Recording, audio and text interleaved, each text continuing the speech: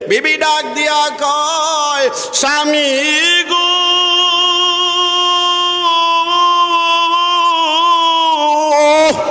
ও আমার স্বামী, আপনি আর কোনোদিন খাবার আসলে এরকম করতেন না। স্বামী গো আপনি কি নিয়ে চিন্তা করেন আমার কি বলা যায় না। ডক্টর শিব শক্তি এই কথাগুলো কানে যায় আর চোখের পানি বাইরা যায়, চোখ দিয়ে আরো বেশি বেশি পানি পড়ে। আর বেবি মাথায় হাত দিয়া কই, স্বামী রে কি হইছে আমার কি বলা যায় না। ডক্টর শিব শক্তির কান্না আরো বাইরা যায়। বাচ্চাদেরকে মা যখন আদর করে অনেক সময় আদর পাওয়ার পরে কান্না আরো বাইরা যায়, ফুফায়া কাঁদে। এমন টাইমে যখন বিবি মাথায় হাত দিল, স্বামী রে আমারে কি বলা যায় না, ও স্বামী আমারে কি বলা যায় না, কি দুঃখে কষ্টে আপনি আছেন, আপনার তো শান্তির অভাব নাই। 70 কোটি মানুষ আপনার পায়ে পূজা করে, কোটি কোটি টাকা আছে, বংশের দিক দিয়েও কোনো দুর্বলতা নাই, আপনি কান্নাকাটি কেন করেন? যতই বুঝায় প্রেমিকের কান্না ততই বাড়িয়া যায়। উস্তুনে হান্নানা নবীরে চিনল, নবীর জন্য কাইদা, নিজের জন্য জান্নাত ওয়াজিব বানায়া ফলাইলো।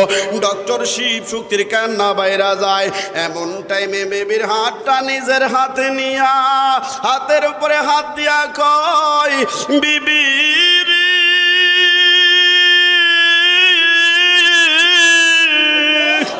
ও বিবি ওয়াদা দে, আমি আজকে যেই ঘটনাটা বলবো তুমি কারো কাছে আমার হুকুম ছাড়া, পারমিশন ছাড়া বলবো না। চোখের পানি চাইরা বিবি ডাক দিয়া কয়, স্বামী গো আপনার অবাধ্য কোনো কাজ আমি করি নাই, আপনিও শিক্ষিত ফ্যামিলির মানুষ, আমিও শিক্ষিত, কোনোদিন আপনার বিরোধিতা করে নাই, ওয়াদা দিলাম আপনার হুকুম ছাড়া এই কথা কারো কাছে বলবো না। এমন টাইমে ডক্টর শিব শক্তি আরো কাঁদে, ডাক দিয়া কয়, বিবি রে আমি নাস্তা কেমনে খাবো রে, রাতের বেলা দিনের নবী আয়েশা আমারে মুসলমান বানায়া দিছে।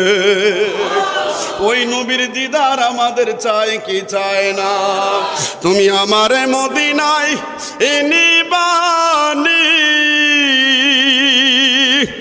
দয়াল নবীজি,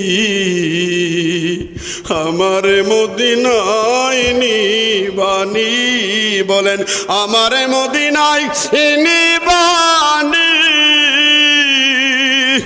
দয়াল নবী।